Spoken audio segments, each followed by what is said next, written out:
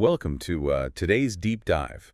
We're going to take a journey through history Oh, cool. to explore the life and legend of Miyamoto Musashi. All right. Based on these articles about the famous Japanese swordsman, Okay. we're going to try to answer a question that's intrigued people for centuries. Yeah. How did this warrior become Mm, a cultural icon right. whose strategic wisdom Yeah. is still studied today? It's remarkable, isn't it? Musashi's influence goes way beyond martial arts. Yeah. His writings are studied by everyone, from business leaders to artists, Right. all searching for insights into strategy and self-mastery. To understand his legacy, we need to go back to his roots. Okay. Musashi was born in 1584. Mm-hmm. During a very turbulent period in Japanese history. This was a time of near constant warfare. Wow. Just imagine a society on the brink of a massive power shift with Yeah. alliances constantly shifting. Oh, wow. Musashi's life was shaped by this volatile environment right from the beginning. And it sounds like he got a head start on his swordsmanship training. Oh, yeah. His father, Shinmen Munisai, was a renowned martial artist. That's right. I can only imagine the pressure of having a master swordsman for a dad. Oh, yeah. You're right. There was likely an expectation for him to follow in his father's footsteps. Yeah. What's fascinating is that Musashi documented his first duel in his own writings. He did. Think about this. At just 13 years old, Wow. he defeated a seasoned swordsman named Arima Kihei. Gosh. It's clear he was a prodigy. 13. I was just starting to figure out algebra at that age. And he kept winning. Really? At 16, he won another duel against Tadashima Akiyama. Wow. Musashi's early victories established a pattern of success that would define his life. But as you mentioned, this was a chaotic time in Japan. It was. The Battle of Sekigahara in 1600 completely transformed the political landscape. Mm-hmm. Did this conflict impact Musashi's journey? Absolutely. I got Sekigahara was a decisive battle that ushered in the Edo period and the Tokugawa shogunate, a period of relative peace and stability Oh, wow. that lasted for centuries. Yeah. Historians debate which side Musashi actually fought on. Oh, really? Some sources claim he was with the losing Western Army, Uh-huh. while others suggest he might have been on the winning Eastern side. Oh, interesting. It's a bit of a historical mystery. So even Musashi's early life is shrouded in intrigue. It is. Did his success in these early duels lead him to pursue even greater challenges? Exactly. Instead of settling into a comfortable life, Musashi embarked on what's known as Musha Shugyo. Wushishugyo. Yeah, this was a warrior's pilgrimage, Oh, wow. a journey of self-improvement through duels and challenging encounters. Oh. He traveled the country constantly seeking worthy opponents to test his skills. So it wasn't just about winning. Right. It was about pushing his limits and refining his art through these real-world experiences. Precisely, it was about the pursuit of mastery, Okay. the constant honing of his abilities. Yeah. And this dedication is reflected in the impressive array of opponents he faced during this period. I bet there's some pretty interesting stories There are. from these encounters. Yeah. Tell me about some of the people he crossed swords with. Well, he dueled with the warrior monks of Hozoen Temple, Really? who were known for their formidable spear techniques. Wow. Imagine facing off against a whole temple of skilled spearmen. Now that's a story I'd love to hear more about. Right. Any other duels that stand out as particularly unique or challenging? There's the intriguing encounter with Muso Ganosuke, Ganosuke? who actually went on to found the Jojutsu staff fighting style. Wow. The fascinating thing is Ganosuke developed this style after being defeated by Musashi. Tosuahas. Yeah, he created it specifically to counter Musashi's swordsmanship. Oh, wow. It demonstrates the impact Musashi had on the development of martial arts. So he indirectly created a new fighting style simply by being that good. I'm starting to see why he's such a legend. Absolutely. Okay. And it wasn't just swords and staff. Oh. He even faced off against Shishido Baiken, Okay. a master of the Kusarigama. What's that? Now, this is a truly unique weapon. Okay. Imagine a sickle attached to a chain with a weight on the end. Oh, wow. The level of skill and precision required to wield this weapon is incredible. These encounters seem almost like something out of a movie. I know, right? It sounds like he was constantly facing diverse fighting styles, Yeah, constantly adapting. that's right. Did this play a role in the development of his famous two-sword style? It's likely that his experiences during Musho Shugyo heavily influenced the development of Niten Ichi Ryu. Niten Ichi Ryo. Yes, his unique two-sword technique. Okay. But to fully grasp its evolution, Okay. we need to talk about the duel that cemented his reputation as a master swordsman. Okay. The legendary showdown against Sasaki Kojiro. This is the one everyone's heard of. Right. It's almost like a duel for the ages. Rightfully so. This duel was a clash of titans. Okay. Kojiro was a master swordsman in his own right. Renowned for his powerful longsword technique. Wow. The setting itself, Genri Island, added to the drama and significance of the encounter. So what happened? Was it a back-and-forth battle, or did Musashi's two-sword style give him an immediate advantage? Well, this duel is as much about strategy as it is about swordsmanship. Musashi deliberately arrived late. He did. A calculated tactic to unsettle Kojiro. No, that's interesting. Arriving late to a duel, that seems risky. It was a calculated risk, but it was part of a larger strategic approach. Musashi knew Kojiro's style relied on the reach of his longsword. Okay. So during the boat ride to the island, Musashi carved himself a longer bokken, a wooden training sword from an oar. Oh, wow. It was a brilliant counter to Kojiro's favored weapon. So it was a mental game as much as a physical one? Yes, it was. Could this throw Kojiro off his game? It certainly added to the pressure. Right. Imagine waiting for your opponent, knowing he's deliberately delaying the confrontation. Right. And then when they finally meet, okay, Musashi's longer weapon negates Kojiro's reach advantage. Yeah. It was a masterful move. So how did the duel actually play out? Was it a long, drawn-out battle? It was over quickly. Really? Accounts describe a swift and brutal encounter with both swordsmen striking simultaneously. Oh, wow. However, Musashi's superior reach and timing gave him the edge. Okay. He struck Kojiro's forehead with his bokken, delivering a fatal blow. What a decisive victory. This duel must have sent shockwaves through the martial arts world. It did. It solidified his reputation as the greatest swordsman in Japan. Absolutely. Did this victory lead to even more duels and challenges? It's interesting you should ask that. Okay. While the victory over Kojiro secured his fame, it also seems to have marked a turning point in Musashi's life. You're saying that instead of chasing more victories, he began looking inward. Yes, according to his own writings, especially in the Book of Five Rings. Okay. The duel with Kojiro prompted a period of deep introspection. Really? He started questioning the true meaning of his victories. Wow. Wondering if they were due to his own strength, the weakness of his opponents, or perhaps even fate. He was searching for something more than just the thrill of winning. That's right. It seems that this period of reflection led him on a new path. Precisely. This is where Musashi begins to evolve from a master swordsman into something more profound, a strategist and philosopher. Well, that's certainly a path worth exploring. And we'll do just that in part 2 of this deep dive. Sounds good. We left off with Musashi at a crossroads, questioning the nature of his victories and seeking deeper meaning in his swordsmanship. This introspective period seems to have marked a shift from simply winning duels to a more profound pursuit of wisdom and understanding. It's fascinating to see how this period of reflection shaped his path. Musashi's later years weren't solely focused on combat. He continued to hone his skills, of course.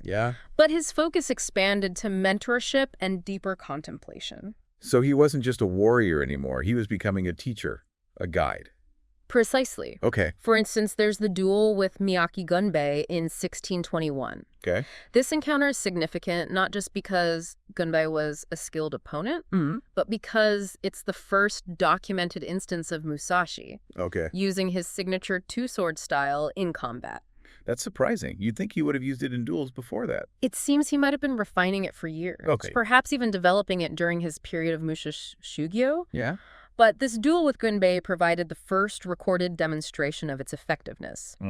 Imagine the scene. Gunbei launches a series of attacks, each one skillfully deflected by Musashi.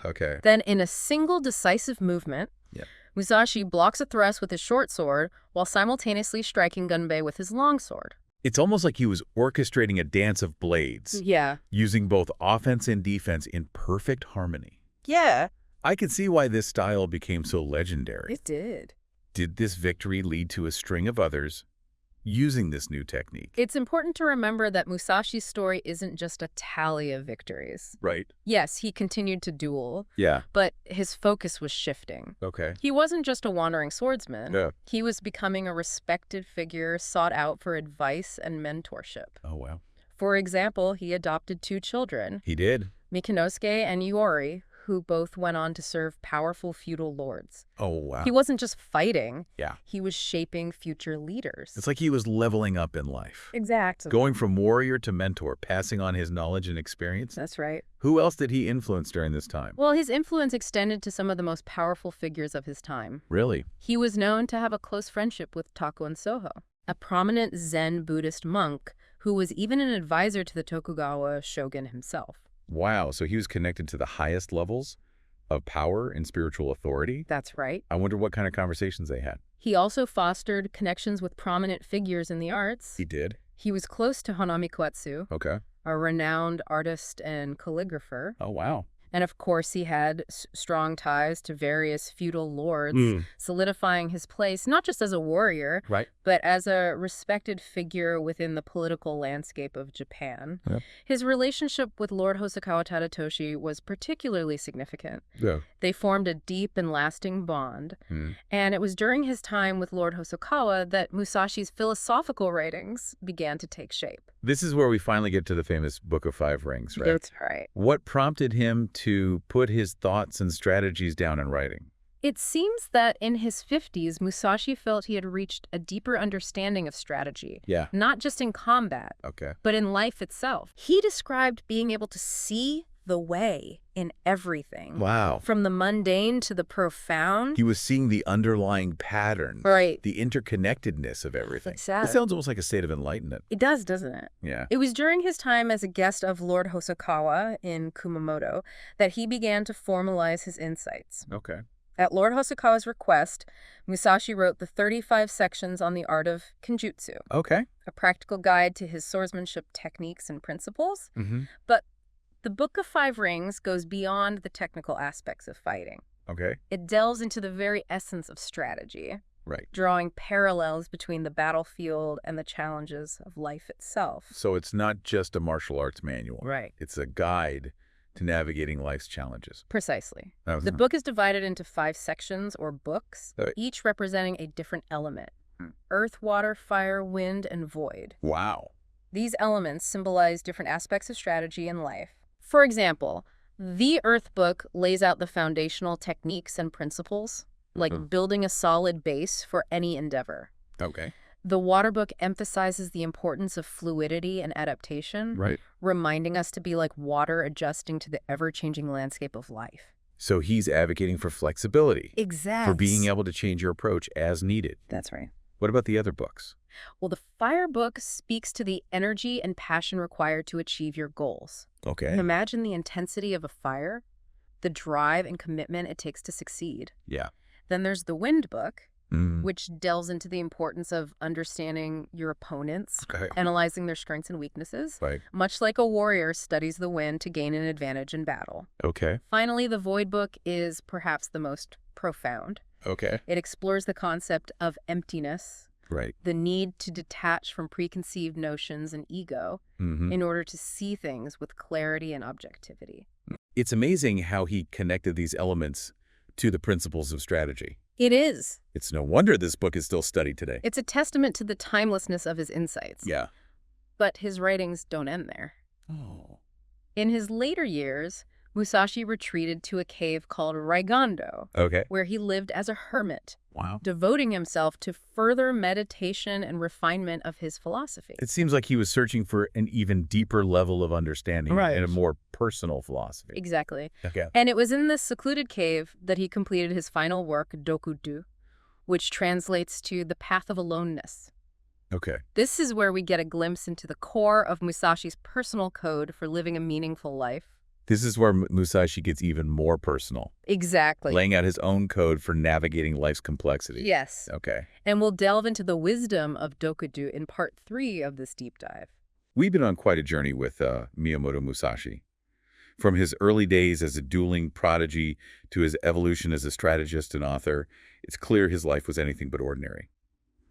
Now we're about to explore his most personal work, Dokuju, or The Path of Aloneness. It seems like a fitting culmination to his lifelong pursuit of self-mastery. It's interesting you should phrase it that way. The path of aloneness might sound a bit stark, but it's really about self-reliance, taking responsibility for your choices and forging your own path. It's a set of 21 precepts written in his later years that offer a glimpse into his personal philosophy for navigating the complexities of life. 21 precepts, that's a lot to absorb. Can you give us a taste of what they're all about?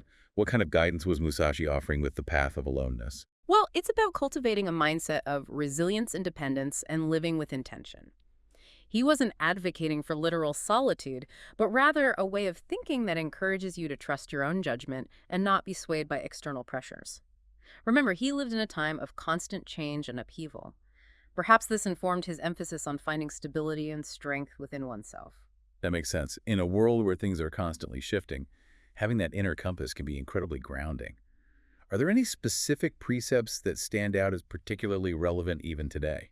Absolutely. One that immediately comes to mind is the very first precept: accept everything just the way it is. This isn't about passivity or resignation. It's about recognizing that we can't control everything in life.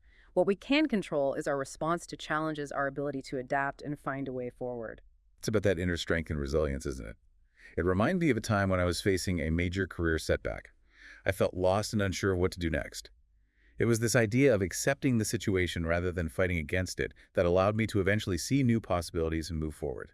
It's powerful how these ancient principles can still resonate with our modern experiences. Another precept that speaks to this idea of self-mastery is, do not seek pleasure for its own sake. Now, Musashi wasn't against enjoyment, but he believed that true fulfillment comes from aligning your actions with your purpose, not chasing fleeting desires. This reminds me of a quote from the Book of Five Rings where he says, "Perceive that which cannot be seen with the eye." He's talking about looking beyond the surface, understanding the deeper motivations behind our actions. So it's about living with intention, right? Making choices that are aligned with our values and goals rather than getting caught up in distractions and instant gratification. It's something we all struggle with in a world filled with so many temptations. But Musashi seems to be saying that true satisfaction comes from pursuing a path that is meaningful to us, not just pleasurable. Exactly. And in a world saturated with information and opinions, another precept that resonates deeply is do not depend on others. Musashi emphasized the importance of cultivating self-reliance, of developing your own judgment and intuition. It's about trusting your own inner voice, not blindly following the crowd. This doesn't mean rejecting advice or support, but rather having the discernment to evaluate information and make decisions that are true to yourself. That's such an important point. We're constantly bombarded with messages telling us what to think, what to buy, how to live our lives. It can be so easy to lose sight of our own inner compass. Musashi's advice to think for yourself is more relevant than ever. Absolutely. And this connects to another precept: think lightly of yourself and deeply of the world. This might seem paradoxical, but it speaks to the importance of humility. It's about recognizing that we are part of something larger than ourselves, that there's always more to learn, and that our own perspective is just one among many. This humility allows us to be open to new ideas, to learn from others, and to grow as individuals. This idea of humility resonates with me. So easy to get caught up in our own egos, our own ambitions, but taking a step back and considering the bigger picture, recognizing the interconnectedness of everything can be incredibly liberating. It takes the pressure off, It allows us to see things with more clarity and compassion. So were all of Musashi's precepts focused on this kind of serious self-reflection and discipline? Was there any room for, fun in the path of aloneness? That's a great question. While Musashi certainly emphasized self-discipline and mindful living, he wasn't advocating for a life devoid of pleasure or beauty. For example, one precept states, be detached from desire your whole life long, but another says, do not dislike beautiful women. He understood that beauty and pleasure are part of the human experience, but they shouldn't be our sole focus or dictate our actions. So it's all about finding that balance, isn't it? The balance between discipline and enjoyment, between pursuing our goals with intention and appreciating the beauty and simple pleasures of life. You've hit the nail on the head. It's about finding that middle path, that sweet spot where we can live with both purpose and joy. And I think this is what makes Musashi's philosophy so enduring. He wasn't advocating for extremes. He was advocating for a balanced and mindful approach to life. He understood that true strength comes not just from physical prowess, but from inner peace, self-control, and a deep understanding of ourselves and the world around us. I find it fascinating that a renowned warrior, someone who dedicated his life to the art of fighting, ultimately arrived at a philosophy that emphasized peace and self-awareness. It's a beautiful paradox, isn't it? And I think it speaks to the transformative power of self-reflection and the pursuit of knowledge. Musashi's journey from master swordsman to philosopher is a testament to the idea that true mastery goes beyond technique. It's about constantly seeking deeper understanding, refining our character, and aligning our actions with our values. It's about finding our own path of aloneness, even as we navigate the world alongside others. What a profound legacy. So as we wrap up this deep dive into the life and wisdom of Miyamoto Musashi, what can we, the listeners, take away from his extraordinary journey?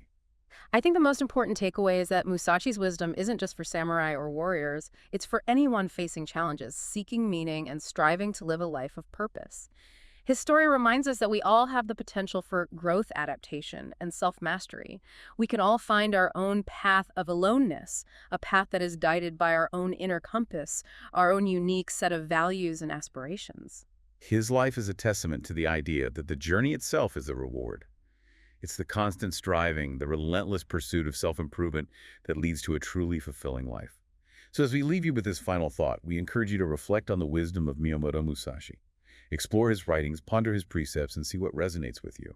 You might be surprised at the insights you uncover and the strengths you find within yourself. It's been an honor sharing this journey with you. May the wisdom of Musashi guide you on your own path,